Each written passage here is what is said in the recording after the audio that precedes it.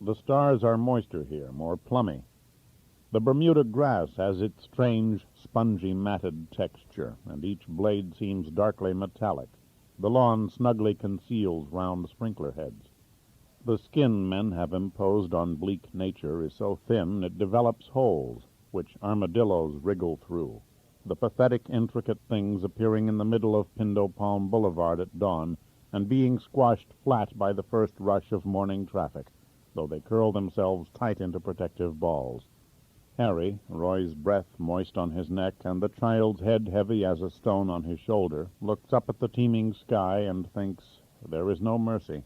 The stark, plummy stars press down, and the depth of the galactic void for an instant makes you feel suspended upside down. The entrance to Building B looms alluringly with its cabined yellow glow. The 5 angstroms each cope in their way with the sore place inside them, Nelson's gnawing absence.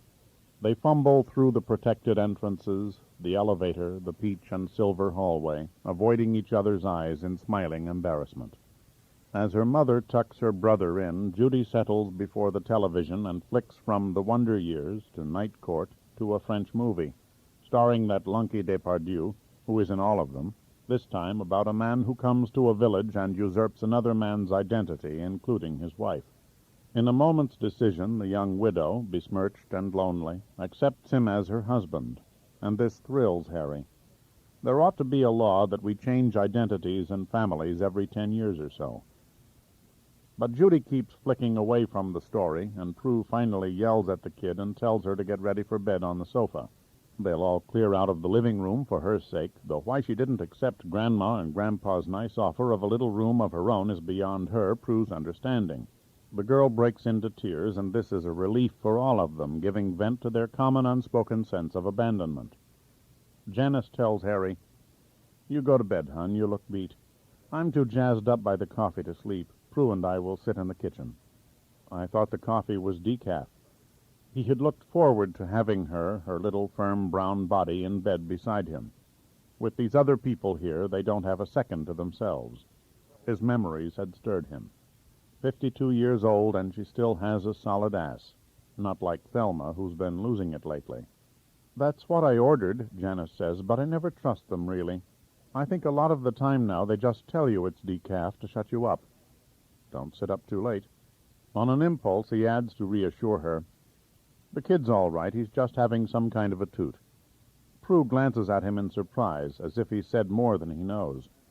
He feels goaded to elaborate. "Both me and Toyota give him a royal pain in the ass for some reason." Again, he is not contradicted. Fantasies about America produced 2 strongly contradictory conclusions that, in the end, came to the same point of injecting some caution into the golden dreams, he reads in bed. It's a history book Janice gave him for Christmas, by a woman historian yet, about the Dutch role in the American Revolution, which he hadn't thought up to now had been much. According to one school, America was too big, too divided, ever to become a single country. Its communications too distended for the country ever to be united. Just that sentence makes him feel enormous, slack, distended. The beautiful thing about history is it puts you right to sleep. He looks back up the page for something amusing he remembered reading last night. Climate in the New World, according to a best-selling French treatise translated into Dutch in 1775, made men listless and indolent. They might become happy, but never stalwart. America, affirmed this scholar, was formed for happiness, but not for empire. Another European scholar reported that the native Indians have small organs of generation and little sexual capacity. Maybe if Nelson had been bigger, he'd be happier. But being big doesn't automatically make you happy. Harry was big enough, and look at him. At times the size of his reflection in a clothing store mirror or plate-glass window startles him. Appalls him, really, taking up all that space in the world. He pushes on for a few more pages. Expectation of lucrative commerce. Combat at sea. Tangled issue. Increased tension. Neutral bottoms. French vigorously. Debate in the provincial states. Unlimited convoy would become another test of ego as a casus belli. He rereads this last sentence twice before realizing he has no idea what it means. His brain is making those short-circuit connections as in dreams. He turns out the light. This conjures up a thin crack of light under the door like a phosphorescent transmitter emitting sounds. He hears Janice and Prue murmuring, a clink of glass, a footstep, and then a buzzer rasping, and hasty footsteps. A woman's voice in the nervous pitch you use for talking over a loudspeaker, not trusting it, and then in a later fold of his restless, distended consciousness, the door opening. Nelson's voice, deep among the women's, and most dreamlike of all, laughter. All of them laughing. A gnashing sound. The greens being mowed by kids on those big, ugly, reel mowers. Excited seagulls weeping. The Norfolk pine, its branches as regularly spaced as the thin metal balusters of his balcony rail. Amazing. He is still in Florida, still alive. Morning chilly salt air wafts from the Gulf through the 2-inch crack that the sliding door was left open. Janice is asleep in bed beside him. The warmth of her body is faintly rank. Night sweat has pasted dark, wiggly hairs to the nape of her neck. Her hair is least gray at the nape, a secret test of her old, dark, silky self. She sleeps on her stomach turned away from him, and if the night is cool, pulls the covers off him onto herself, and if hot, dumps them on top of him, all this supposedly in her sleep.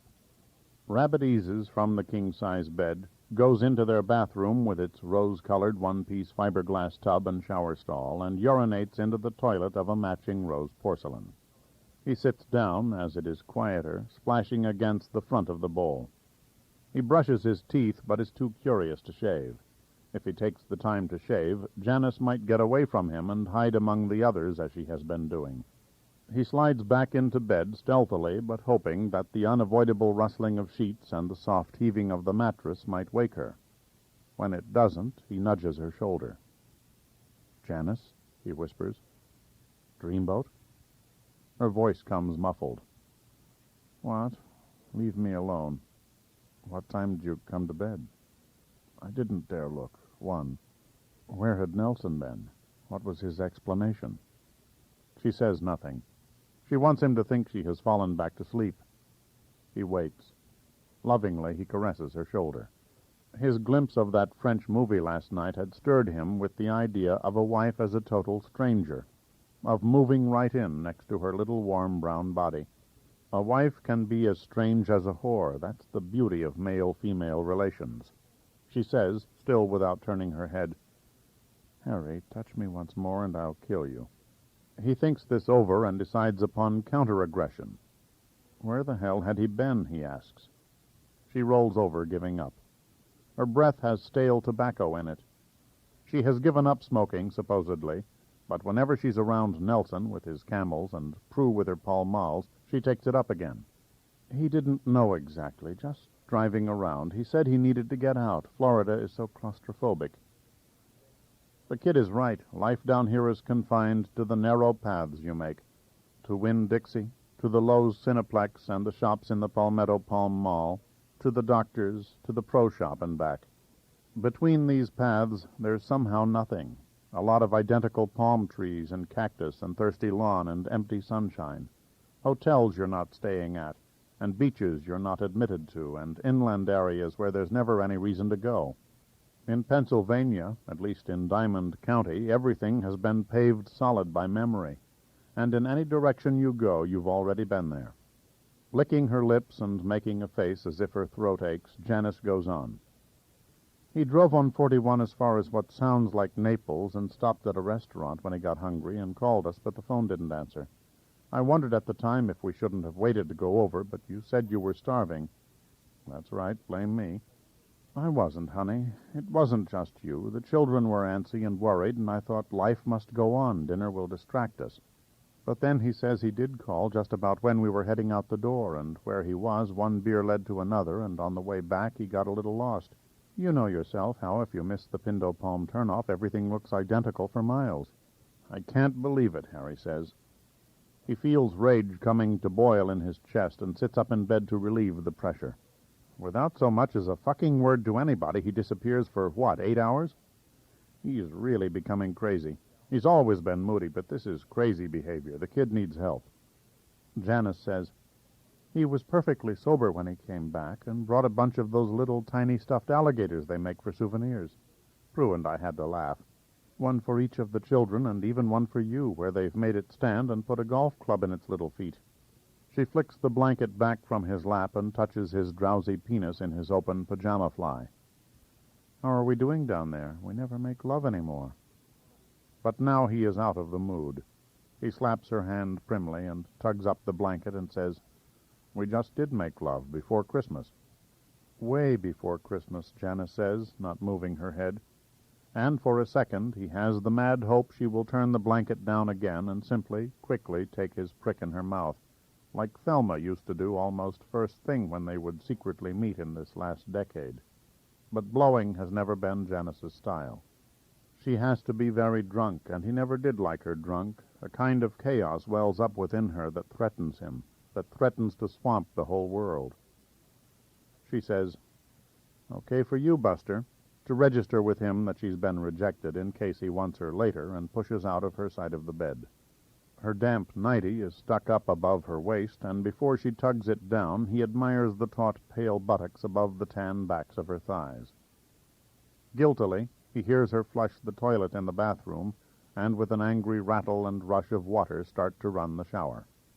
He pictures exactly how she looks, stepping out of the shower, with her hair in a transparent shower cap, and her bottom rosy, and her pussy all whitened with dew, and regrets that they must live, he and his little dark woman, his stubborn, shy mutt of a Springer, in a world of mostly missed signals.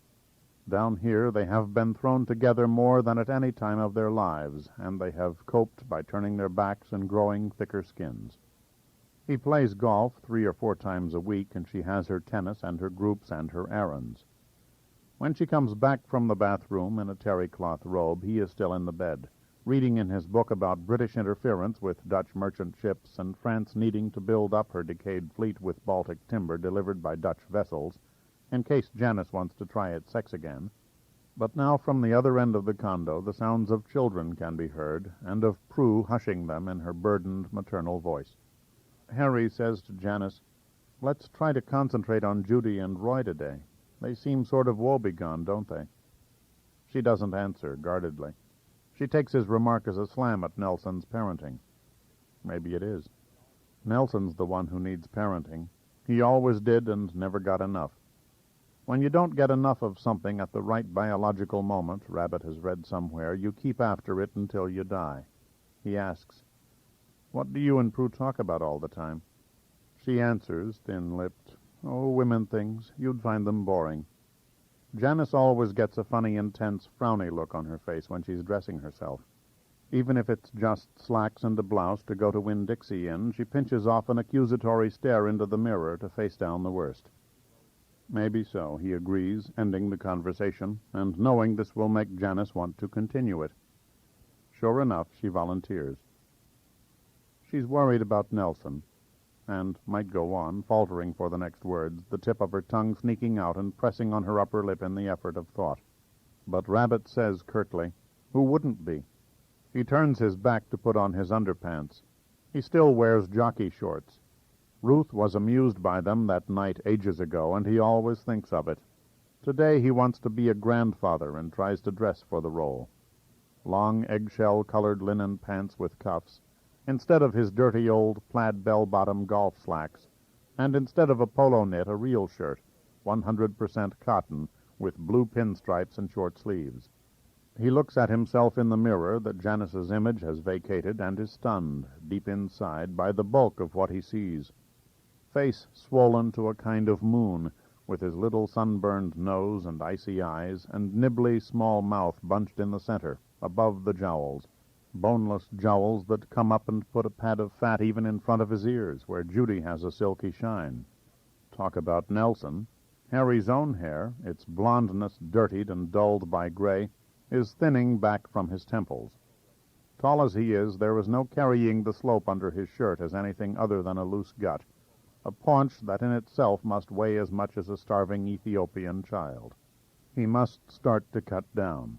He can feel every motion he makes, his weight tugging at his heart. that singeing sensation he gets as if a child inside him is playing with lighted matches. On the breakfast table, today's news press has the color photograph of a tiny, sickly 1-year-old girl who died last night for lack of a liver transplant. Her name was Amber. Also a headline saying that according to Scotland Yard, Pan Am Flight 103 was definitely bombed, just like Ed Silberstein and Judy say. Fragments of metal, luggage compartment, plastic explosive, can be molded into any form, probably a high-performance Czech type called Semtex. Harry can hardly bear to read about it, the thought of all those conscious bodies suddenly with nothing all around them, freezing. Bernie, and Lockerbie a faint spatter of stars below, everything upside down and void of mercy and meaning. Also, the mayor of Fort Myers now thinks his police acted properly in the arrest of Deion Sanders. Also, deadly pollution infects Lake Okeechobee. Also, partly cloudy, highs in low to mid-80s. Today's the day, he announces. Grandpa's going to take you to amazing places. Judy and Roy look doubtful, but not entirely. Janice says, "Harry, have another of these cherry danishes before they go stale. We bought them thinking mostly of the children, but they both say they hate red runny things." "Why do you want to kill me with carbos?" he asks, but eats the Danish anyway, and cleans up the sweet, sugary crumbs with his fingertips. Prue, tall from Harry's seated angle, her hips level with his eyes, hesitantly asks, "Would you two possibly enjoy having the grandchildren to yourselves for this expedition? Nelson couldn't get to sleep last night and kept me pretty much up, too. I just can't face a day in the car." She does look pale and drawn, the kid keeping her up all night with his whining and whatever else. Even her freckles look pale, and her lips, that felt so soft and warm at the airport, are resigned and tight and wryly pulled down on one side. Janice says, "Of course, dear. You get some sleep, and then maybe you and Nellie could do something healthy and fun. If you use the Valhalla pool, remind him he's supposed to shower before and after, and not to do any diving." Judy laughs and interrupts. "Daddy does belly flops." Roy says, "Daddy does not flop. You flop." "Hey, Jesus," Harry tells them, "don't start fighting yet. We aren't even in the car." In the car by 9:30, provisioned with a triple-barreled package of double-stuffed Oreos and a 6-pack of classic Coke, they begin the long day that for years to come will be known in fond family legend as the day Grandpa ate the parrot food, though it wasn't exactly for parrots, and he didn't eat much of it. They start by driving down Route 41, patio land, kissin' cousins, easy drugs, land of sleep, to Fort Myers, and visiting the Thomas Alva Edison winter home, which nearly does them in. They park the Camry and pass underneath a giant banyan tree, a tree, a helpful sign tells them, given to Edison when it was a twig by some financial giant of the time, Harvey Firestone or Henry Ford, and that has since become the biggest banyan tree outside of India, where a single such gigantic tree may shelter an entire bazaar. Banyans spread by dangling down roots and making new trunks that become like crutches as the limbs spread out and out. These creepy trees will go for miles if nobody stops them. Harry wonders, how do they die?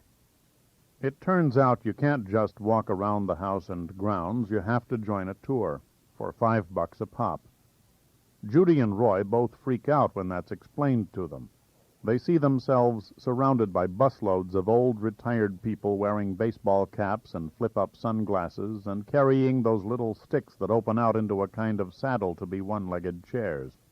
Several wrecks in wheelchairs join their accumulating tour group as it waits to begin. Judy, looking prematurely long-legged in short pink shorts, with funny red shadows of blusher on her cheekbones, says, "I don't care about any dumb grounds. I want to see the machine that makes lightning." And Roy, his loose little mouth dyed by Oreo chocolate, stares with his glazed brown eyes as if he's going to melt in the heat. Harry tells Judy, "I don't think there's any machine that makes lightning, just the very first light bulb ever invented." He tells Roy, "I'll carry you if you get too tired." At some signal he misses, so they get caught in the back. Everybody, including the wheelchairs, pushes out of the shed into a space of dusty gray earth and outdoor jungle stuffiness and knife-like leaf shadows. Their guide is a prissy old blue-haired girl in a billed cap reciting what she's memorized. First, she points out to them Kigelia pinnata, the sausage tree of Africa. The fruit resembles a sausage, and that is why the name. It is not edible, but is used as a medicine by the natives of Africa, and because of their superstitious nature, they worship the tree for its healing power. Just across Memory Garden is the fried egg tree. The flower looks very much like an egg sunny side up. It was planted there just in case you like eggs with your sausage. The group politely laughs. Some of the old folks indeed laugh more than politely, as if this is the funniest thing they've ever in their long lives heard. When do the gray cells start winking out in significant numbers? When will it start happening to him, Harry wonders? Or has it already? Their guide, heartened by the good audience response, points out more funny trees. The dynamite tree, Hiora crepitans, whose fruit explodes when it is ripe, and the very rare Cecropia of South America, the sloth tree, indeed the only mature Cecropia palmata in the United States, whose leaves have the texture of chamois skin and never disintegrate. Why did God bother, Harry wonders, to do all these tricks off by himself in the Amazon jungle? They are chocolate brown on one side and white on the other, and because of their unusual shapes and lasting qualities are in great demand for dried floral arrangements. You can purchase these leaves in our gift shop. So he did it so people would have something to buy in gift shops. Next we come to Enterolobium cyclocarpum, known as the ear tree. The seed pods, the guide recites, resemble the human ear. The crowd, warmed up now to laugh at almost any ridiculous thing God does, titters, and the guide allows herself a self-congratulatory smile. She knows these trees, these words, and these docile, senile tourists backwards and forwards. A little human hand tugs Harry's with a chamois-like softness of its own. He bends down to little Judy's exquisite, tarted-up, green-eyed face. He sees that Prue allowed her to put on a little lipstick, too, to sweeten this outing for her, to make it seem like an occasion. Going sightseeing with Grandpa and Grandma. You'll always remember this when they're gone to their reward. Roy wants to know, Judy says as softly as she can, but anxiety driving her voice up, how soon it's over. It's just begun, Harry says. Janice begins to whisper with them. Her attention span is as poor as theirs. Could we make a break for it before they make us cross the street? It's a one-way tour, Harry says. Come on, everybody, let's stick with it. He picks up little Roy, whose body weight has been doubled by boredom, and carries him, and they all cross the street, a street that in the very old days was a cow trail, and that Mr. Edison, as the woman keeps calling him, simpering like he's some big-dicked boyfriend of hers, took it into his head to line with royal palms. These royal palms grow wild 60 miles of us on the fringe of the Everglades. However, it was much easier in 1900 to bring them in from Cuba by great sailboats than to drag them by ox teams through our virtually impenetrable Florida swamplands. On winding paths they dragged themselves, dodging wheelchairs, trying not to step on the little beds of cactus and flowers that line the paths, trying to hear their guide as her voice fades in and out of its scratchy groove, trying to take an interest in the embowering green mysteries Edison brought from afar in his heavily financed search for a substitute rubber.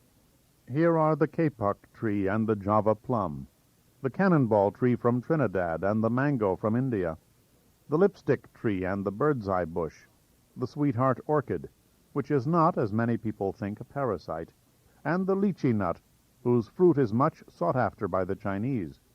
Harry's legs ache, and the small of his back, and that suspect area behind his left ribs, which gives him a twinge. But he cannot put Roy down because the kid is asleep.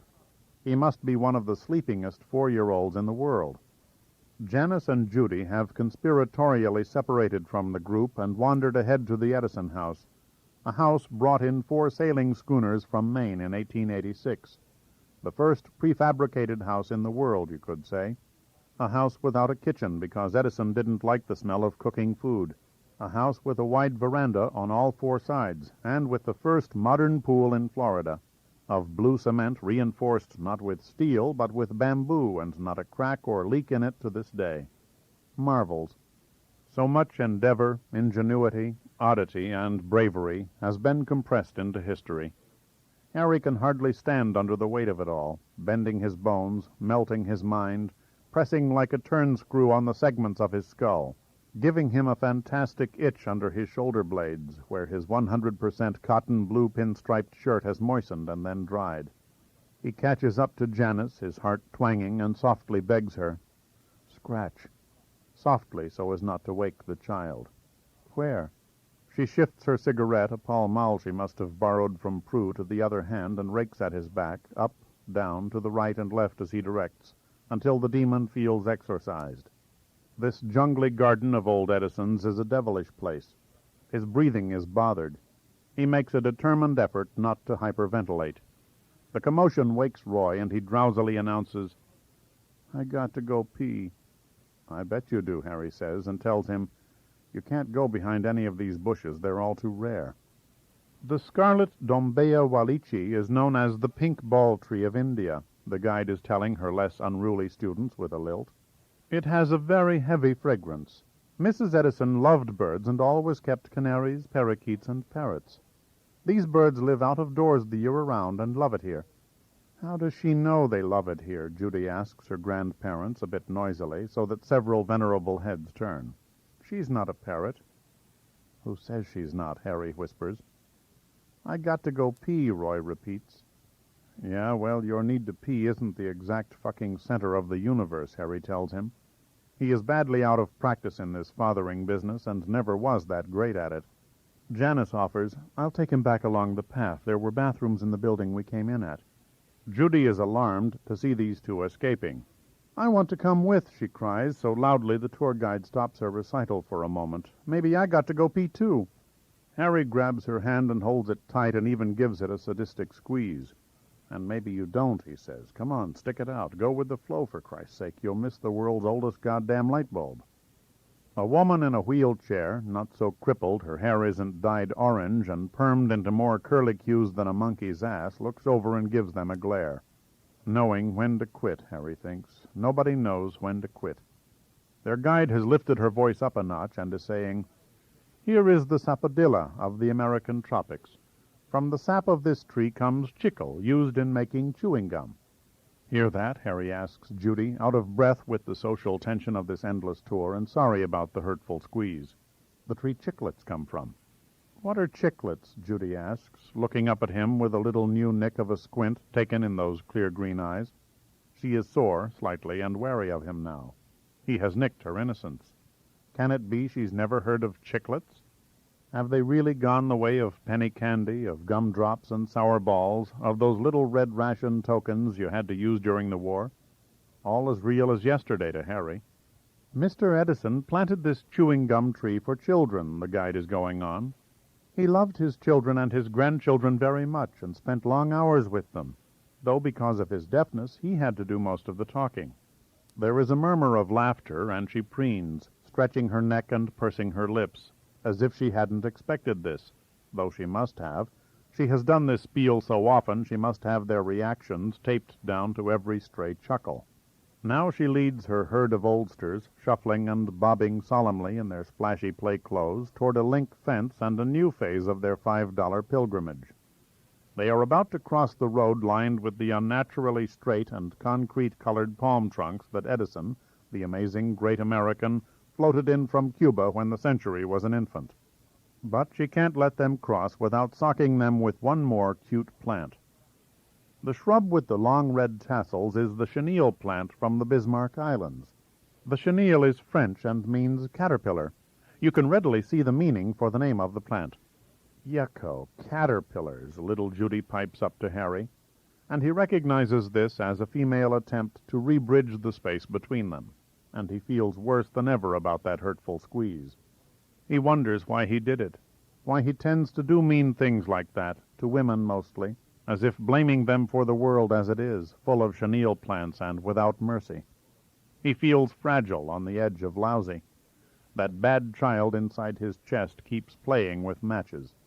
The guide announces, "We are now going across the street to the laboratory where Mr. Edison did his last experimental work."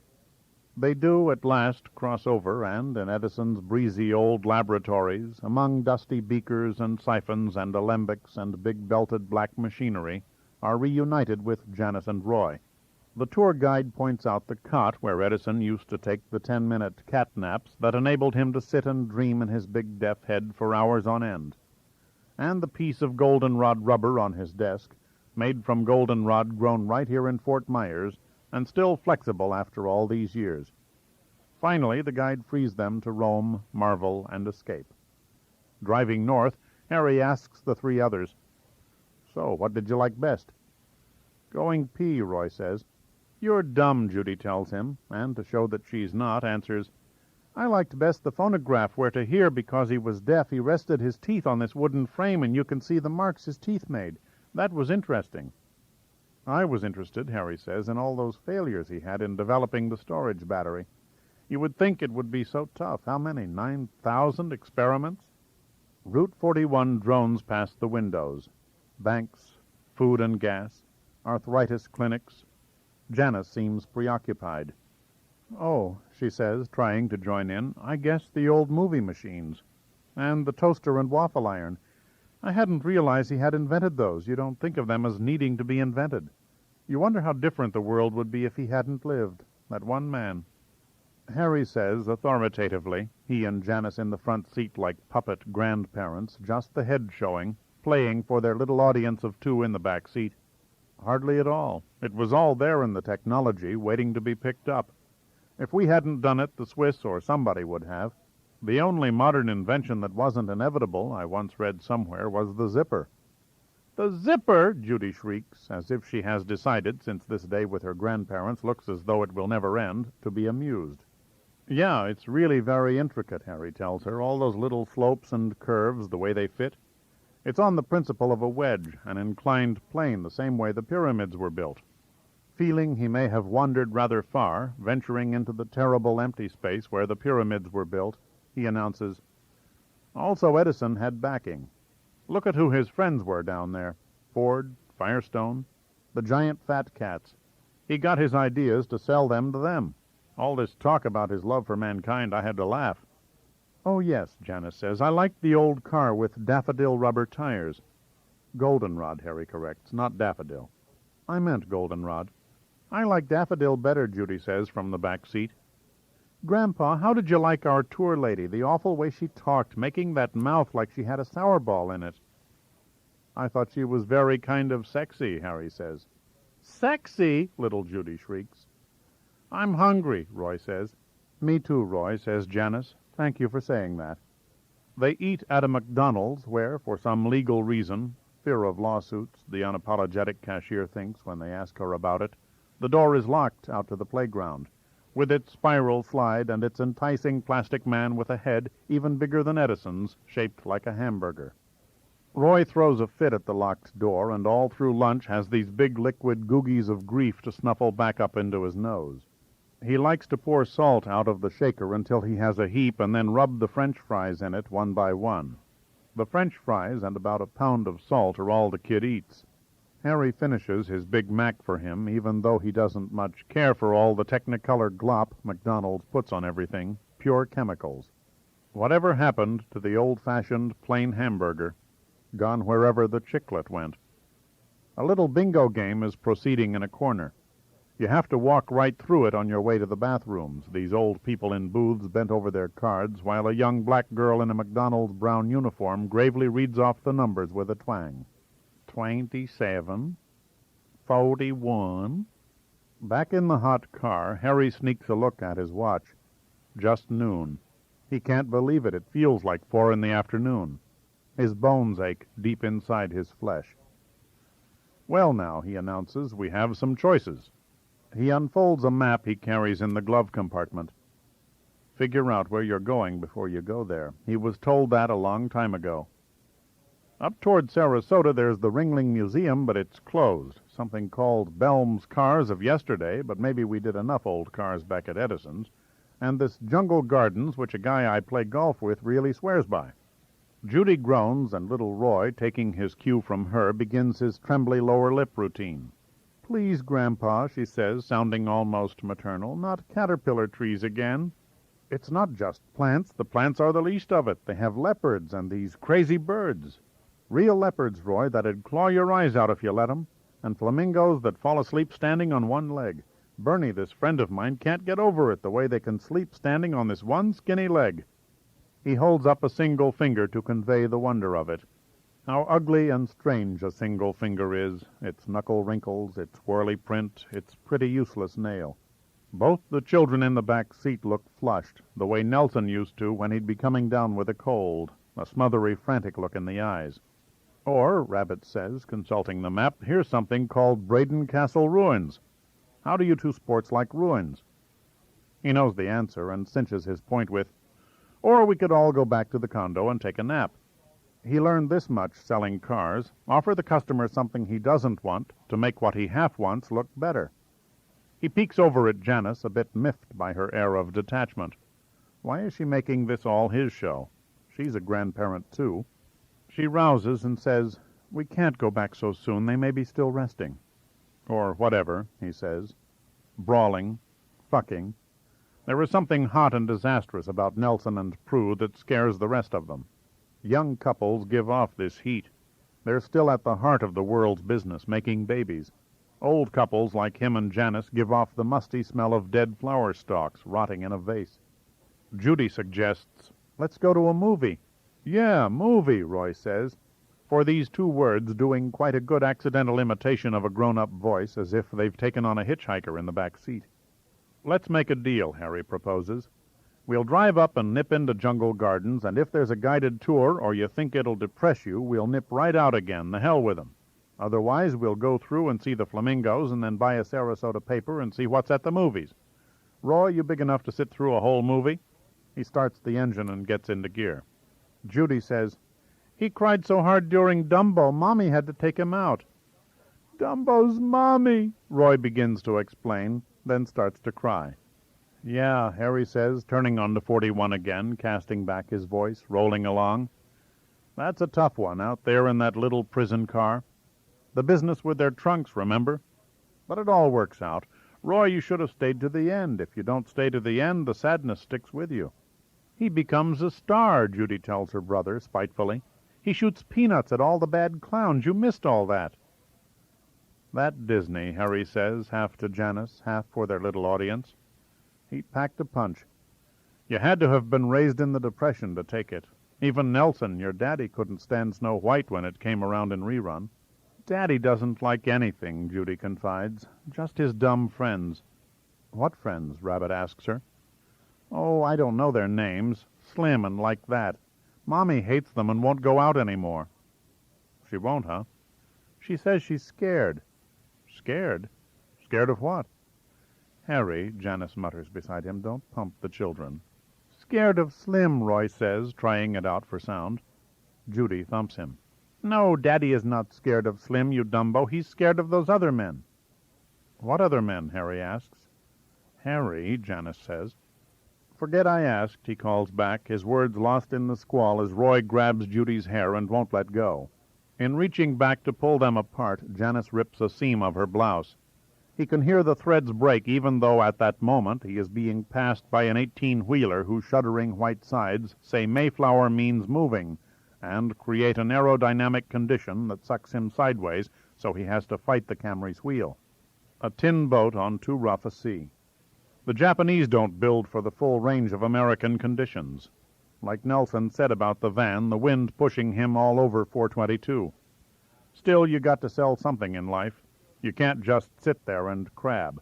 We can't all sell Lamborghinis. Jungle Gardens works out better than anyone dared hope.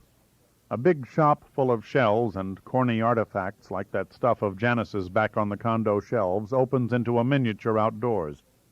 You can go one way to the reptile show and the Gardens of Christ and the other to the bird show. They all turn toward the bird show and watch tattered, disgruntled-looking parrots ride bicycles and seesaws and hop through hoops. Then a curving cement path, Jungle Trail, leads them along. You shuffle obediently past mossy roots and trickling rocks, and at each turn confront some fresh, mild wonder. a trio of spider monkeys with long hairy arms and little worried faces. Then a cage full of finches whirring up and down, roost to roost, like the tireless works of a complicated clock. Then a bow tree such as Buddha was illuminated under. Rabbit wonders how the Dalai Lama is doing after all that exile. Do you still believe in God if people keep telling you you are God? The 4 angstroms come to Mirror Lake, where mute swans float, and Flamingo Lagoon, where, as Bernie Drexel promised, flocks of flamingos, colored that unreal orange-pink color, sleep while standing up, like big feathery lollipops, each body a ball, the idle leg and the neck and head somehow knitted in, balanced on one pencil-thin leg and wide, weird leathern foot. Others, almost as marvelous, are awake and stirring, tenderly treading. "Look how they drink," Harry tells his grandchildren, lowering his voice as if in the presence of something sacred. "Upside down. Their bills are scoops that work upside down." And they stand marveling, the 4 human beings, as if the space between far-flung planets has been abolished. So different do these living things loom from themselves. The earth is many planets that intersect only at moments. Even among themselves, slices of difference interpose, speaking the same language though they do, and lacking feathers, and all drinking right side up. After the flamingos, the path takes them to a snack bar in a pavilion, and a shell and butterfly exhibit, and a goldfish pond, and a cage of black leopards, just as Harry had promised Roy. The black-eyed child stares at the animal's noiseless pacing as if into the heart of a whirlpool that might suck him down. A small machine such as those that in Harry's youth supplied a handful of peanuts or pistachio nuts in almost every gas station and grocery store is fixed to a pavilion post near an area where peacocks restlessly drag their extravagant feathers across the dust. Here he makes his historic blunder. As his 3 kin move ahead, he fishes in his pocket for a dime, inserts it, receives a handful of brown dry objects, and begins to eat them. They are not exactly peanuts, but perhaps some Florida delicacy, and taste so dry and stale as to be bitter. But who knows how long these machines wait for customers? When he offers some to Judy, though, she looks at them, smells them, and stares up into his face with pure wonderment. "Grandpa," she cries, "that's to feed the birds. Grandma, he's been eating bird food, little brown things like rabbit turds." Janice and Roy gather around to see, and Harry holds open his hand to display the shaming evidence. "I didn't know," he weakly says. "There's no sign or anything." He is suffused with a curious sensation. He feels faintly numb and sick, but beyond that, beyond the warm volume enclosed by his skin, the air is swept by a universal devaluation. For one flash he sees his life as a silly thing it will be a relief to discard. Only Judy actually laughs, a laughter that turns forced out of her fine-featured little face with its perfect teeth. Janice and Roy just look sad and a bit puzzled. Judy says, "Grandpa, that's the dumbest thing I ever saw anybody do." He smiles and nods at his inflated height above her. He feels short of breath, and tight bands of pain pulse across his chest. In his mouth an acid taste intensifies. He turns his hand, his puffy keratotic hand, long-fingered enough to hold a basketball from above, and scatters the pellets where the peacocks can eat them. A dirty white one, dragging its filmy tail through the dust, eyes the turd-like food but doesn't peck. Maybe it was human food after all. Still, his day has taken a blow, and as they move along the path, only Judy is gleeful. Her prattle eclipses a sudden anguished crying, the noise peacocks make behind them.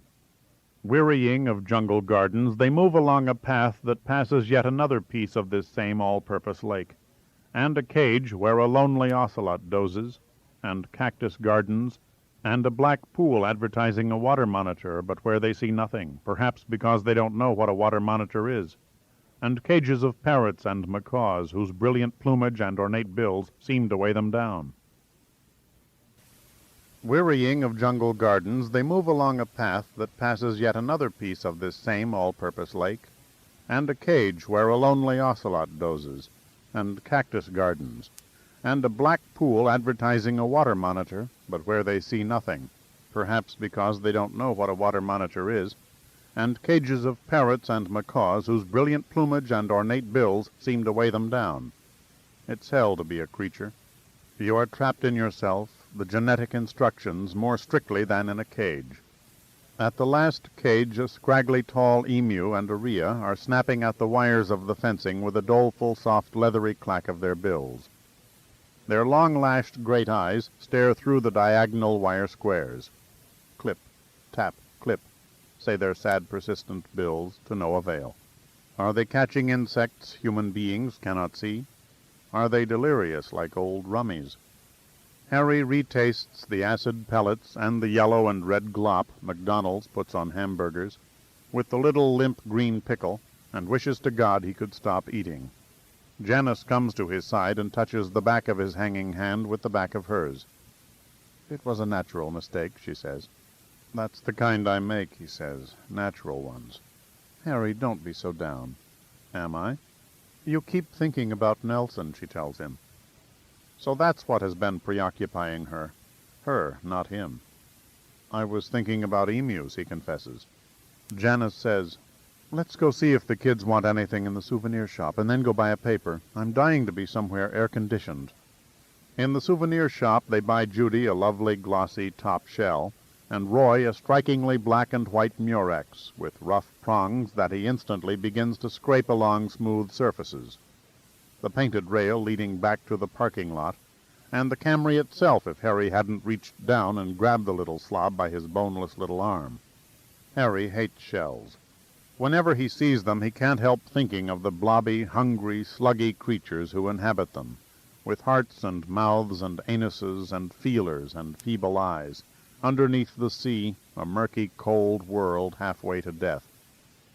He really can't stand the thought of underwater, the things haunting it, eating each other, drilling through shells, sucking each other's stringy guts out.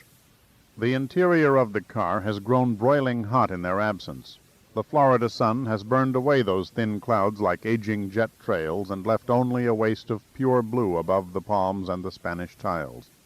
The heat and the pressure of family life have stupefied the kids. They hardly beg for a treat when he stops at a Joy Food and Gas and buys a Sarasota Sentinel. The movie they all decide upon is Working Girl at 2:45 at some park that turns out to be miles away, shimmering flat Florida miles, full of big white soupy power-steered American cars being driven by old people so shrunken they can hardly see over the hood. Any time you get somewhere down here without a head-on collision is a tribute to the geriatric medicine in this part of the world, the pep pills and vitamin injections and blood thinners. Though Judy swears Roy has been to the movies before, he doesn't seem to understand you can't just talk up as in your own living room. He keeps asking why with a plaintive inflection. Why she take off her clothes? Why she so mad at that man?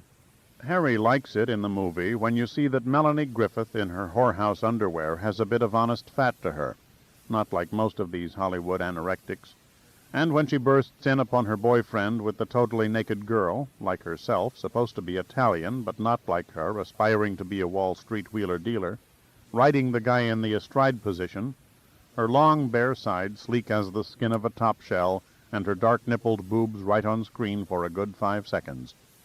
But the plot, and the farce of the hero and heroine worming their way into the upper-crust wedding, he feels he saw some 40 years ago with Cary Grant or Gary Cooper and Irene Dunn or Jean Arthur. When Roy loudly asks, "Why don't we go now?" he is willing to go out into the lobby with him so Janice and Judy can see the picture to the end in peace. He and Roy split a box of popcorn and try a video game called Annihilation. Though he always thought of himself as pretty good on eye-hand coordination, Harry can't hit a single space monster as it twitches and wiggles past in computer graphics. Roy, so small he has to be held up to the control panel until his twitching, wiggling weight gives Harry a pain across his shoulders, isn't any better. "Well, Roy," he sums up when he gets his breath back, "if it was all up to us, the world would be taken over by space monsters." The boy, more accustomed to his grandfather now, stands close, and his breath smells buttery from the popcorn, making Harry slightly queasy.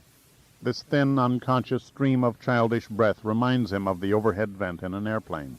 When the crowd comes out of Cinema 3, Janice announces, "I think I need a job. Would you like me better, Harry, if I was a working girl?"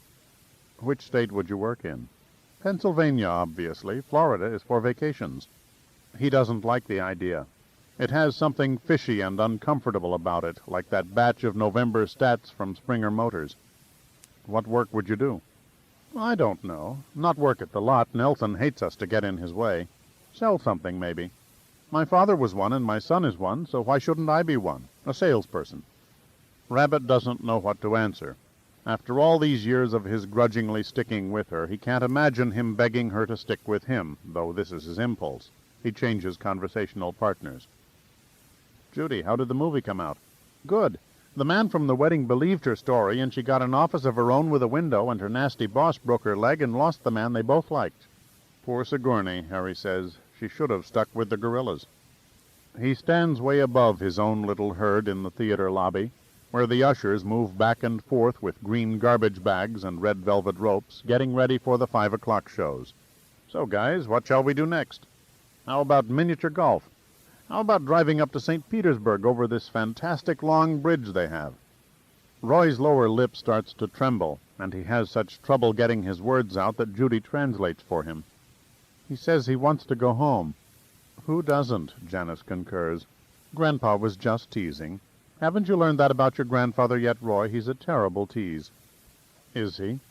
He has never thought of himself that way. He sometimes says a thing to try it out, like a head fake, to open up a little space. Judy smiled knowingly. He pretends to be mean, she says. Grrr, Grandpa says. 40 minutes of southwestern Florida rush-hour traffic bring them to the Delian exit and Pindo Palm Boulevard and the nicely guarded entrance of Valhalla Village. Up in 413, Prue and Nelson look bathed and refreshed and act as if nothing has ever happened. They listen to the travelers' tales, foremost the incredible story of how Grandpa ate the grungy bird food, and Prue sets about making dinner, telling Janice to take the weight off her legs, and Nelson settles on the sofa with a child on each knee in front of the local evening news, giving Harry a pang of jealousy and a sensation of injustice. The surly kid spends the whole day bawling this big redhead, and then is treated like a hero by these two brats Harry went and knocked himself out for. Rabbit sits in the chair across the glass table from the sofa and delicately needles his son. "Did you catch up finally on your sleep?" he asks. Nelson gets the dig and looks over at him with his dark, swarmy eyes a little flat across the top, like a cross cat's. "I went into a place to get a bite to eat last night and stayed at the bar too long," he tells his father. "You do that often?" With a roll of his eyeballs, Nelson indicates the children's heads right under his face, watching television, but perhaps also listening. Little pictures. "Nah," he allows. "Just when I'm tense, it helps to take off once in a while. Prue understands. Nothing happens." Rabbit holds up a generous hand. "None of my business, right? You're 21 plus. It's just you could have called. I mean, a considerate person would have called. None of us could enjoy dinner not knowing what had happened to you. We could hardly eat." "I tried to call, Dad, but I don't have your number down here memorized, and the place I was in some sleazeball had stolen the phone book." "That's your story this evening?" "This morning your mother told me you did call here, but we were down to dinner." "That, too. I tried once from a phone along the highway, and then in this place there was no phone book." "Where was the place? Think I'd know it?" "No idea where," Nelson says, and smiles into the television flicker. "I get lost down here. It's like one big business strip. One nice thing about Florida, it makes Pennsylvania look unspoiled." The local news commentator is giving the manatee update. Manatee herds continue to populate both warm weather feeding areas and traditional winter refuges as fair weather and 80-degree temperatures continue. A general waterways alert is out. Boaters, cut your throttle to half speed. Throughout the weekend, encounters with manatees remain likely in widely varied habitats around southwest Florida. "They say that," Rabbit says, "but I never encounter one." "That's because you're never on the water," Nelson says. "It's stupid to be down here like you are and not own a boat." "What do I want a boat for? I hate the water." "You'd get to love it. You could fish all over the Gulf. You don't have enough to do, Dad." "Who wants to fish if you're halfway civilized? Dangling some dead meat in front of some poor brainless thing and then pulling him up by a hook in the roof of his mouth? Cruelest thing people do is fish." The blond newscaster, with his hair moosed down so it's stiff as a wig, tells them, "An adult manatee with calf was reported at midday on Wednesday, heading inland along Cape Coral's Bimini Canal, about 1/2 mile from the Bimini Basin. Sightings like this indicate that while a large number of the Caloosahatchee herd have moved back out into the open waters of the river and back bays, some animals may still be encountered in and near sheltered waterways. To report dead or injured manatees, call 1-800-342-1821. The number rolls across some footage of a manatee family sluggishly rolling around in the water. And, he concludes in that sonorous way television announcers have when they see the commercial break coming, to report a manatee sighting, call the Manatee Hotline at 332-3092. To refresh his rapport with Judy, Rabbit calls over, "How'd you like to have a single big tooth like that mama manatee?" But the girl doesn't seem to hear, her fair little face radiantly riveted on one of those ads with California raisins singing and dancing like black men, like the old Mouseketeers. Where are they now? Middle-aged parents themselves. Jimmy died years ago, he remembers reading. Died young. It happens.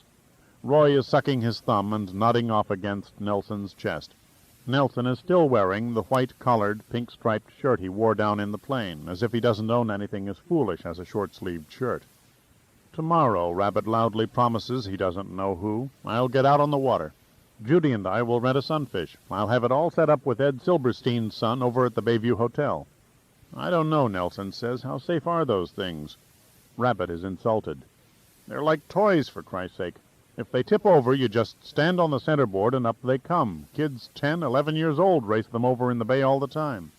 Yeah, but Judy's not even 9 yet, not for another month. And no offense, Dad, you're way into double digits, and no sailor from what you just said. Okay, you do something with your kids tomorrow. You entertain 'em. I spent over 8 hours at it today and dropped around $80. Nelson tells him, "You're supposed to want to do things like that. You're their dear old grandfather, remember?" He softens slightly. "Sunfishing's a nice idea. Just make sure she wears a life jacket. Why don't you all come along? You, Prue, Sleeping Beauty here. It's a hell of a beach. They keep it clean. Maybe we will if I can. I'm expecting a call or two. From the lot? Can't they even manage for half a week?" Nelson is drifting away, hiding behind the distraction of television. One of the new Toyota ads is playing with the black woman car salesman. At the end, she and the customer jump into the air and are frozen there. "No," Nelson is saying, so softly Rabbit can hardly hear. "It's a contact I made down here." "A contact? What about?" Nelson puts his finger to his lip to signal they should not wake Roy. Rabbit gets out his needle again. "Speaking of digits, I keep trying to remember what seemed off about that November statement. Maybe the number of used seemed down for this time of year. Usually it's up, along with the new models." "Money's scared with Reagan going out," Nelson answers ever so softly. "Also, Lyle's put in a new accounting system. Maybe they were deferred into the next month and will show up in the December stats. Don't worry about it, Dad. You and Mom just enjoy Florida. You've worked hard all your life. You've earned a rest." And the boy, as if to seal in the possibility of irony, kisses little Judy on the top of her shiny, sleek, carrot-colored head. The blue light from the set penetrates the triangular patch of thinning hair between Nelson's deepening temples. A hostage he's given to fortune. Your children's losing battle with time seems even sadder than your own. "Dinner, guys and gals," Prue calls from Janice's aqua kitchen. Her meal is a more thought-out affair than Janice's ever are, with a spicy, clear sort of minestrone soup to begin, and a salad on a separate plate, and a fresh whitefish, broiled on the stove grill attachment that Janice never takes the trouble to use. Janice has become a great warmer-up of leftovers in the microwave, and a great buyer over at Winn-Dixie of frozen meatloaves and stuffed peppers and seafood casseroles in their little aluminum pans that can be tossed into the trash masher dirty. She was always a minimal housewife, and now the technology has caught up with her. The vegetables Prue serves, wild rice and little tender peas and baby onions, have a delicate, pointed taste that Harry feels is aimed at him, a personal message the others consume without knowing. "Delicious," he tells Prue. "What's the fish called?" "They said snook," she says. I said, "What?" And they said snook again, and I had to laugh, it sounded so rude. But it's what they had fresh. He said it's in the pike or perch family, I forget which. Janice explains to Harry, "Prue went into this little narrow fish store behind Eckerd's where I never thought to go. Our generation," she explains to Prue, "didn't have that much to do with fish." Except I remember Daddy used to bring home a quart of shucked Chesapeake oysters as a treat for himself sometimes. Prue says to Harry in her personally aimed, slightly scratchy Ohio voice, "Oily deep-water fish, bluefish especially, have lots of EPA in their oil. That's a kind of acid that actually thins your blood and lowers the triglyceride level." She would take care of me, Harry thinks. Pleasurably, he complains, "What's everybody always worried about my cholesterol level for? I must look awful."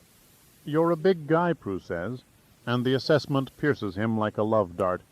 And as we all age, the proportion of fat in our bodies goes up, and the amount of LDL, that's low-density lipoprotein, the bad kind of fat, goes up, and that of the high-density good kind stays the same. So the ratio goes up, and the danger of ApoB attaching to your arteries goes up with it. And you don't exercise the way people used to when everybody had farms, so the fats don't get burned up." "Teresa, you know so much," Janice says, not quite liking being upstaged and using Prue's baptismal name as a tiny check to keep her in place. The other woman lowers her eyes and drops her voice. "You remember, I took that course at the Brewer Penn State Extension. I was thinking when Roy gets into school full-time I should have something to do, and thought maybe nutrition or dietetics." "I want to get a job too," Janice says, annoying Harry with her intrusion into Prue's demure lecture about his very own, he felt, fatty insides. "The movie we saw this afternoon, all these women working in New York skyscrapers, made me so jealous." Janice didn't used to dramatize herself. Ever since her mother died and they bought this condo, she has been building up an irritating confidence, an assumption that the world is her stage and her performance is going pretty well. Around Valhalla Village, she is one of the younger women and on several house committees. Just not being senile is considered great down here. When they went to the Drexel Seder, she turned out to be the youngest and had to ask the 4 questions. Harry jealously asks Prue, "Does Nelson get the benefit of all this nutrition?" Prue says, "He doesn't need it, really. He hardly ever eats, and he has all this nervous energy. He could use more lipids.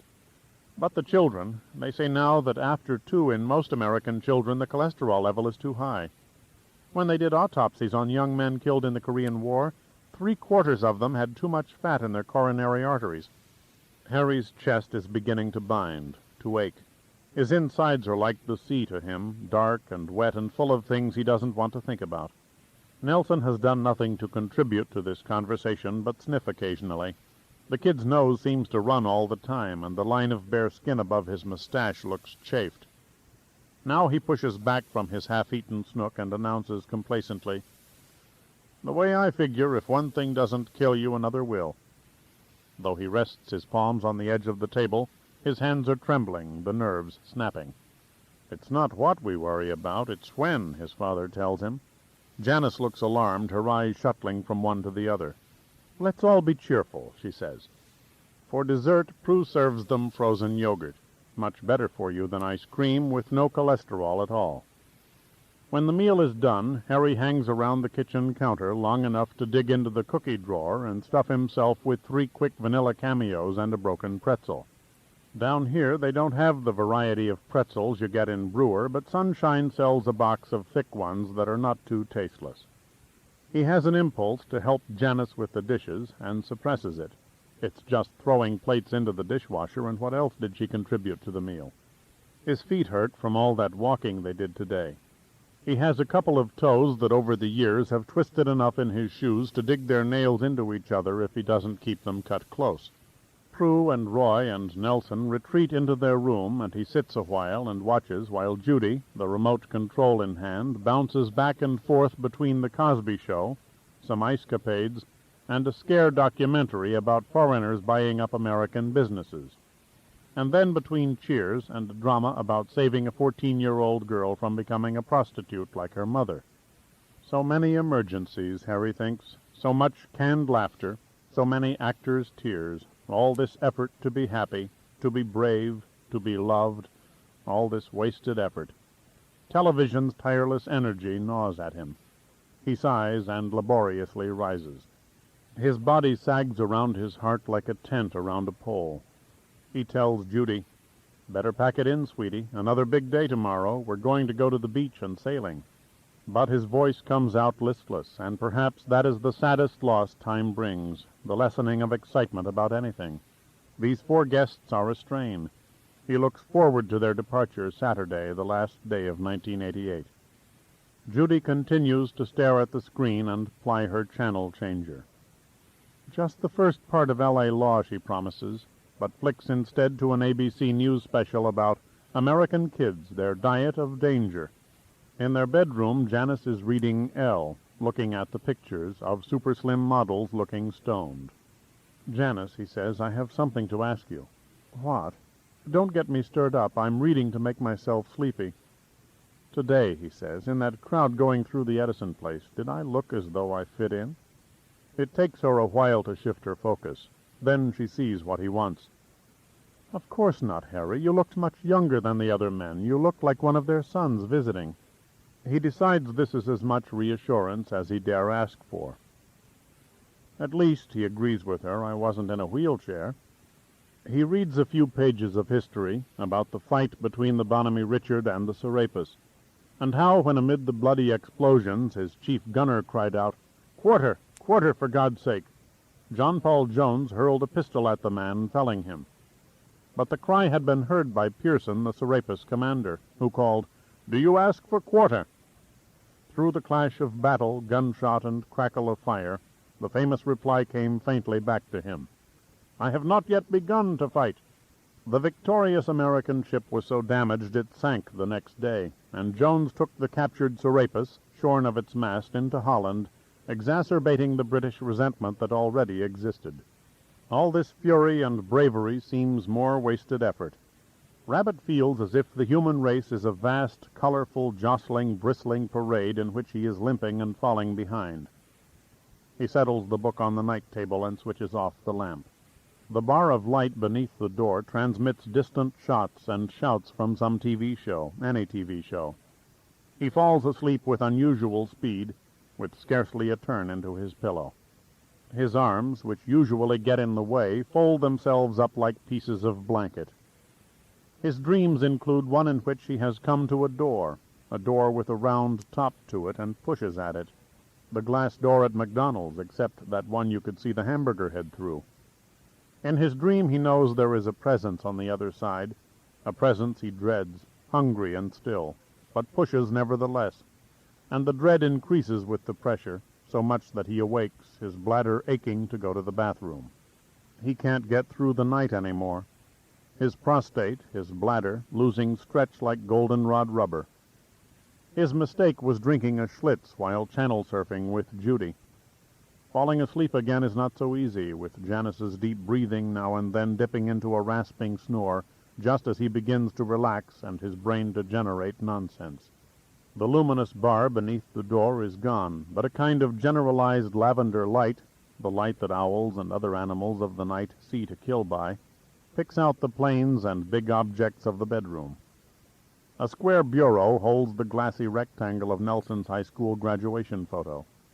A fat, pale chair holds on one arm Harry's discarded linen trousers, the folds of cloth suggesting a hollow-eyed skull stretched like chewing gum. Air admitted from the balcony under the folds of the drawn curtain grazes his face. A way of going to sleep is to lie on your back and try to remember the dream you were having. Unease seizes him like a great scaly-footed parrot claw and puts him down again on his face.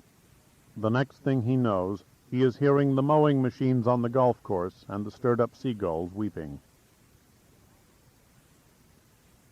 The lobby of the Omni Bayview, entered from under a wide maroon marquee through sliding glass doors tinted opaque like limousine windows, knocks you out, virtually blinds you with its towering space and light, its great prismatic chandelier and splashing fountain and high rear wall of plate glass flooded with the view of Delian Bay. Beach in the foreground, and sea like a scintillating blue-green curtain hung from a horizon line strung between 2 pegs of land, rich men's islands. "Wow," Judy breathes at Harry's side. Prue and Roy, coming behind them, say nothing, but the shuffle of their sandals slows and hushes. They feel like 4 trespassers. The woman at the black marble front desk is an exotic color, her skin mixed of Negro and Indian or Oriental tints, and stretched tight over her cheekbones and nosebone.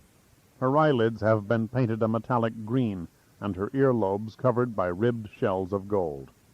Harry is so awed he makes a mistake in uttering the magic name of admission, saying, "Silverstein." The woman blinks her amazing metallic lids, then graciously tells him, "You must mean Mr. Silvers. He is this morning's beach supervisor." With merciful disdain, she directs them across the lobby, her ringed hand gesturing like a Balinese dancer's, without letting go of a slim gold pen. He leads his little party into the vast air-conditioned space, across a floor of black marble, inset with strips of brass that radiate out like rays of the sun from an aluminum fountain suggesting a pipe organ, beneath a remote ceiling of hanging rectangles of gilded metal like those glittering strips farmers hang to scare away birds. A flight of downward stairs is marked "To Pool and Beach" in solemn letters such as you see on post office facades.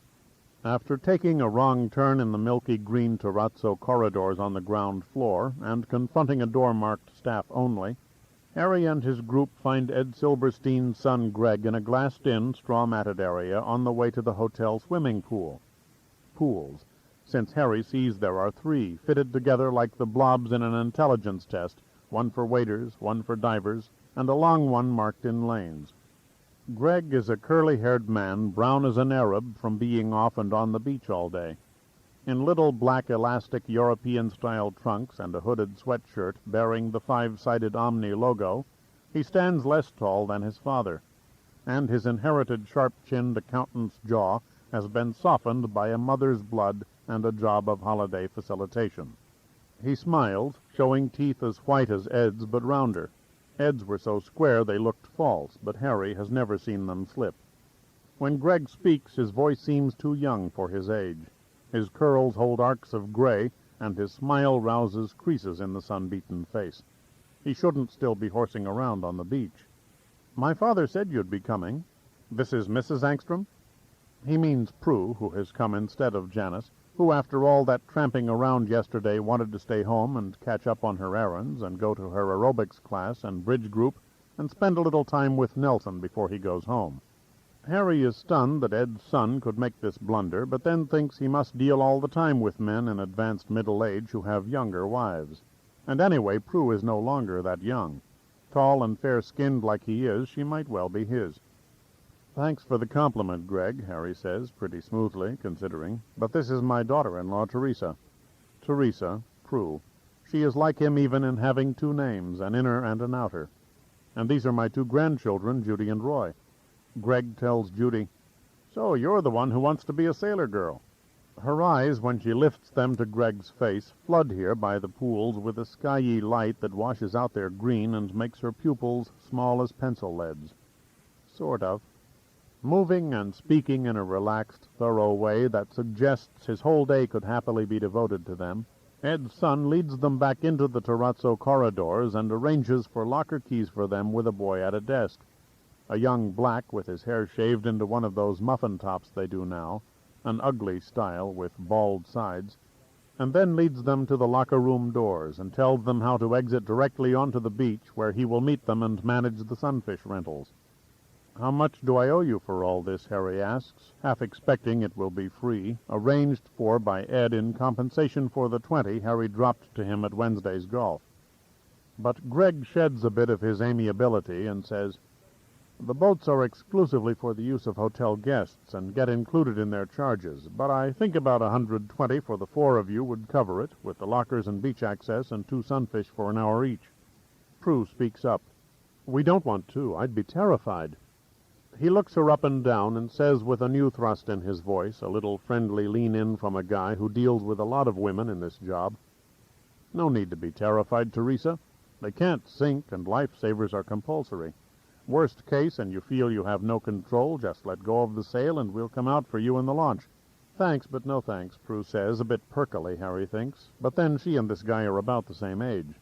Baby boomers. Rock and roll, dope, leave it to beaver, physical fitness. And wait till they discover they both come from Ohio. Greg Silvers turns to him and says, 90 should about do it then." The sum seems an invitation to tip him 10, but Harry wonders if this wouldn't be insulting, since he is here as a family friend, and waits for Greg to fetch the bill from the muffin-topped boy at the desk. When Rabbit and Roy are alone in the locker room, he tells the child, "Jesus, Roy, that just about cleaned out poor old Grandpa's wallet." Roy looks up at him with frightened, inky eyes. "Will they put us in jail?" he asks, his voice high and precise like wind chimes. Harry laughs. "Where'd you get that idea?" "Daddy hates jail."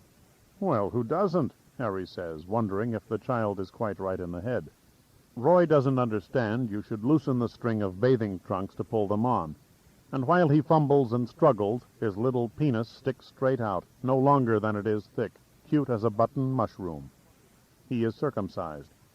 Rabbit wonders what his own life would have been like if he had been circumcised. The issue comes up now and then in the newspapers. Some say the foreskin is like an eyelid. Without it, the constantly exposed glands becomes less sensitive. It gets thick-skinned and dull, rubbing against cloth all the time.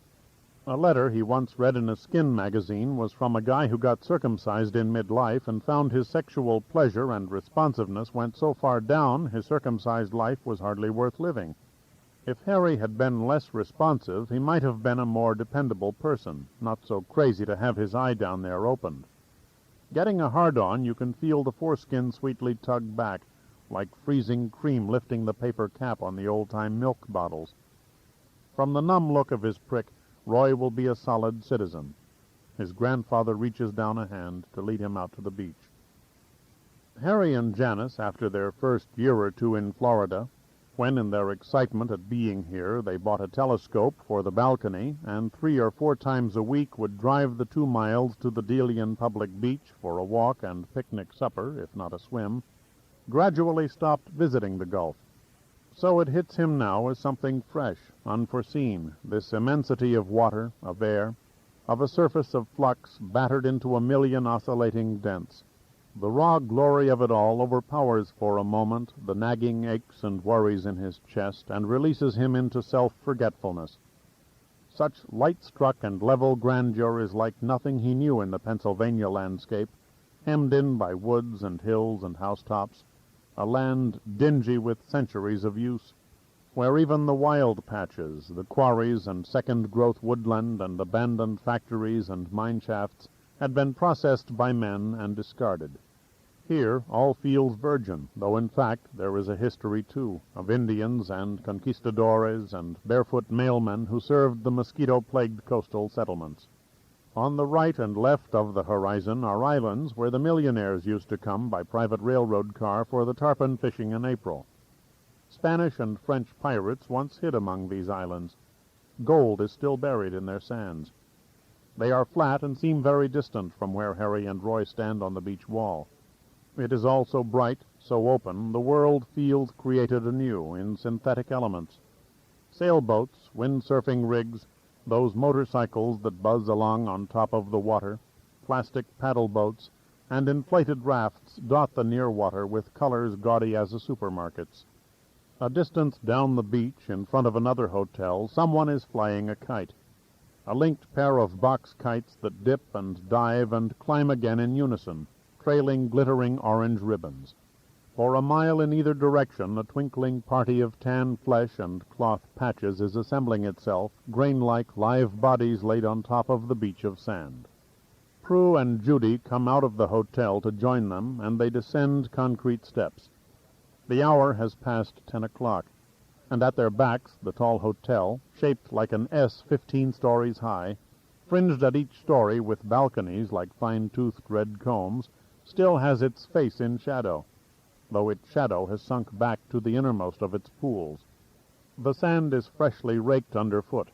Yesterday's footprints and plastic glasses and emptied lotion bottles have been taken away, and the wooden beach chaises stacked. Today's sunbathers are arranging themselves and their equipment, their towels and mystery novels. Ruth used to read those, and what she got out of them was another mystery, and various color-coded numbers of sunscreen. Couples are greasing each other. Old smoothies, already the color of leather, are rubbing oil into their bald heads, the hair of their chests pure white. The smell of lotion rises to intertwine with the odor of salt air, of dead crab, of seaweed. As he leads his group across the sand, Harry feels heads lift and eyes behind sunglasses slide. He feels proud and strange to be seen with this much younger woman and 2 small children. His second family, or his third or fourth. Life moves through us, family after family. At the water's slapping, hissing, frothing edge, sandpipers scurry and halt, stab the foam for some morsel, and scurry on. Their feet and heads are so quick they appear mechanical. Roy cannot catch them, though they seem like toys. When Harry takes off his unlaced Nikes, the sand bites his bare feet with an unexpected chill. The tide of night still cold beneath the sunny top layer of grains. The tops of his feet show wormy blue veins, and his shins are all chalky and crackled, as if he is standing up to his knees in old age. A tremor of fright comes alive in his legs. The sea, the sun are so big, cosmic wheels he could be ground between. He is playing with fire. Greg is waiting for them at the hut of corrugated fiberglass on the beach, back from the water near some palms with their roots exposed. He has taken from the hut a rudder, a centerboard, and 2 life jackets of black foam rubber. Rabbit doesn't like the color, the texture. He wants old-fashioned day-glow kapok from Thomas Edison's kapok trees. Greg asks him, "You've done this before?" "Sure." But something in Harry's tone leads Greg to be instructive. "Push the tiller away from the sail. Watch the tips of the waves for the direction of the wind. When the wind gets behind you, hold the mainsheet loose." "Okay, sure," Harry says, having not quite listened, thinking instead, resentfully, of Ed Silberstein's bogey on the first hole yesterday, and how its being enough for a win got the whole round off to a lousy start. Greg turns to Prue and asks, "Your little girl can swim?" "Oh, sure," she says, picking up Harry's lazy word. "She was the champion in her swimming class at summer camp." "Mom," the girl pleads, "I came in second." Greg looks down at Judy, the sun at his back so bright the shadow on his face has a blue light of its own. "Second's pretty close to champ." Still needing to talk to Prue, Greg says, "I wouldn't advise your little boy to go. There's an offshore breeze today. You can't feel it in the lee of the hotel here, but it takes you out there pretty fast. There's no cockpit. It's easy to slip off." She gives Greg Silvers her crooked, wry grin and shifts her weight, as if the closeness of this man, her own age, makes her awkwardly aware of her near nakedness.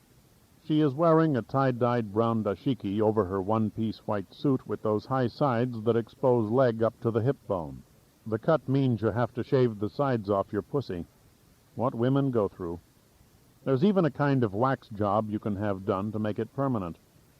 But suppose bathing suit fashions change again. Rabbit preferred that pre-Reagan look of the 2-piece bikini with the lower half like a little skimpy diaper slung under the belly like Cindy Murcutt used to slosh around in. Still, this new style nicely lengthens Prue's already long legs and keeps her thickening middle in. "He's going to stay with me right on the beach," she tells Greg Silvers, and by way of emphasis bows down so her red hair flings forward and pulls off her dashiki, revealing string straps and white, wide shoulders mottled with pale freckles. "How long do I have it for?" Harry, feeling ignored, asks Ed's son. "Those tight little European-style bathing trunks definitely show the bump of a prick." "1 hour, sir." The sir just popped in absent-mindedly, and the boy tries to revert to friendly casualness. "No sweat if you don't bring it in on the dot. There's not much action today. A lot of people don't like taking them out in this much wind. Take number 19 on the end there." As Harry moves off, he hears Greg ask Prue, "Where are you folks from up north?" "Pennsylvania. Actually, I'm from Akron, Ohio." "Hey, you'll never guess where I was raised. Toledo." The boats are up on the dry sand in a line, along with some other big water toys, those water bikes and squarish paddle boats. Harry pulls at the nylon painter attached to the bow, and the hull is heavier than he thought. By the time he's dragged it 40 feet through the sand, his breathing feels shallow, and that annoying binding pain has begun to flicker on the left side of his ribs. He gives the boat one more heave and sits down in the sand, near where Prue is settling herself on a beach chaise Greg has dragged down from the stack for her. Another beach-goer has momentarily called him away. "You like those?" Rabbit pants. "Don't you like feeling the sand under your, like sort of a nest?" She says, "It gets into the bathing suit, Harry. It gets in everywhere." This needless emphasis, when he had got the picture, excites him, here in the bewildering brightness. He dimly remembers an old joke in high school about women making pearls. cunts like Chesapeake oysters. That sly old Fred. He tells Judy, "Give me a second to get my breath, could you, honey? Go for a quick swim in the water so it won't be a shock when we're out on it. I'll be with you in 1 minute." He should try to talk to Prue about Nelson. Something rotten there. Roy is already gouging at the sugary sand with a plastic shovel Janice thought to buy him at Winn-Dixie. Frowningly, the dark-eyed child dumps the sand into a bucket shaped like an upside-down Garfield. Prue says, since Harry seems unable to begin, "You're awfully nice to have arranged all this. I was astonished how much he charged." "Well," he says, feeling slowly better as his bare legs absorb heat from the top layer of sand, "you're only a grandfather once, or twice in my case. You and Nelson plan any more?" This feels forward, but not in a class with the sand getting in everywhere. "Oh, no, my God," she too swiftly answers, in a trough of silence as one long, low wave follows another in and breaks in a frothy cresting of glitter and a mechanical scurrying of sandpipers. "We're not ready for any more." "You're not, huh?" he says, not sure where to take this. She helps him, her voice in his ear as he gazes out into the gulf. He doesn't dare turn his head to look at her bare feet, their pink toe joints and cracked nail polish, and her long legs lifted on the chaise, exposing contrasting white pieces of spandex crotch and soft flesh underside. These new bathing suits don't do much to hold a woman's ass in. She confesses to Harry, "I don't think we're doing justice to the two we've got, with Nelson how he is." "Yeah? How is he?" "He seems jumpy and only half here." "That's right," she says, too enthusiastically agreeing. That's all she says. Another wave collapses and shooshes up the sand. She has pulled back. She is waiting for him to make an inspired guess. "He hates Toyotas," he offers. "Oh, he'd complain if they were Jaguars," Prue says. "Nothing would satisfy him the way he is now." The way he is. The secret seems to be in that phrase. Was the poor kid with his white around the gills look dying of something, of leukemia like that girl in Love Story? Of AIDS he caught somehow? How, Harry can't bear to think. Hanging around that faggy, slim crowd Lyle, the new accountant, is part of? But it all seems distant, like those islands where pirates hid gold and rich men caught tarpon. Mere thickenings of the horizon from this angle 3 feet above sea level. He can't focus on it with the sun on his head. Maybe he should have brought a hat to protect his Swedish complexion. His suspicion has always been he looks foolish in a hat, his head too big already. Roy has filled the bucket and pretty carefully, considering he's only 4, dumps it upside down and lifts it off. He expects to have a sand Garfield, but the shape is too tricky and crumbles on one side. A bad principle, fancy shapes. Stick with simple castles and let the kids use their imaginations. Harry volunteers, speaking into the air, not quite daring to turn his head and face Prue's crotch, and those nameless bits exposed by the way her legs are up. He was never what you'd call a terrifically happy child. I guess me and Jan are to blame for that. He's willing to blame you, Prue admits in her flat Ohio voice, but I don't think you should reinforce him by blaming yourself. Her language here, as when she spoke about cholesterol the other night, seems to him disagreeably specific, like a pet's fur that is coarse and more prickly than you expect when you touch it. "I'd refuse," she says firmly, "to let a child of mine send me on a guilt trip." "I don't know," Harry demurs. "We put him through some pretty wild scenes back there in the late 60s. "That's what the late 60s were for everybody, wild scenes," Prue says, and goes back into that coarse semi-medical talk. "By continuing to accept the blame he's willing to assign you, you and Janice continue to infantilize him.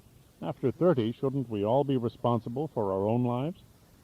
"Beats me," he says. "I never know who was responsible for mine." And he pushes himself up from the trough his body has warmed in the sand, but not before flicking his eyes back to that strip of stretched spandex flanked by soft pieces of Prue that have never had enough sun to freckle.